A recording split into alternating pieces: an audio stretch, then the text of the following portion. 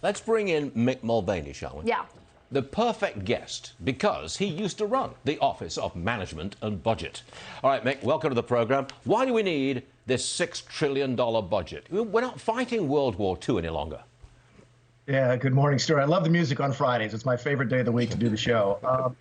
We don't. And I think what you're seeing is that the Democrats, they have a playbook. That's fine. Everybody knows what the playbook is, which is that you don't let a good crisis go to waste.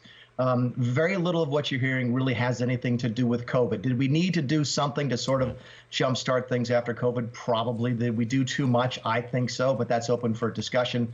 But what you're seeing in here now is just what the Democrats want anyway, and now they have an excuse to do it. $6 trillion.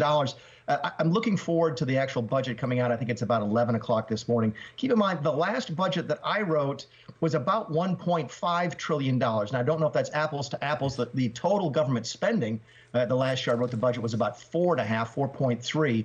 So I want to see where that 6 falls in. I also want to see what the projections are. Keep in mind, a budget is a 10-year document, at least if they go by the convention of doing it the way that's been done for the last couple of decades. So we'll see not only what spending they're proposing for this year, but for the next 10 years, and taxes for not only this year, but the next 10 years. And so it's going to be a very interesting document when it comes out later today.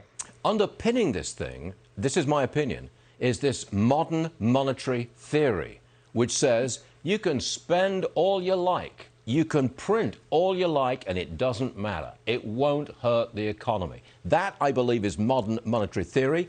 That's what they're going to use to pay for this thing. Am I right?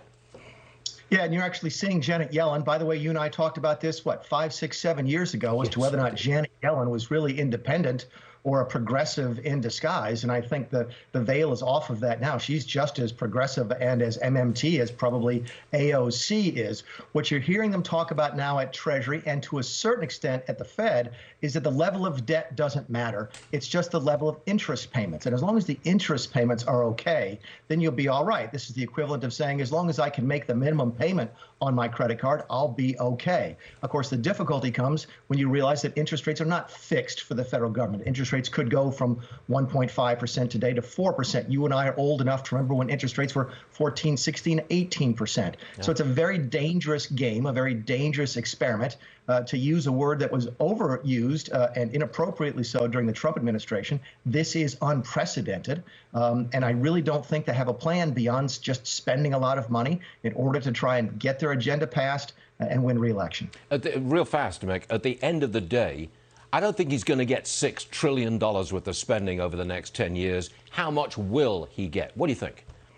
It's a negotiation. It's going to be someplace just shy of that. I don't think he'll get the backdated capital gains either, just because of the turmoil that would throw markets into.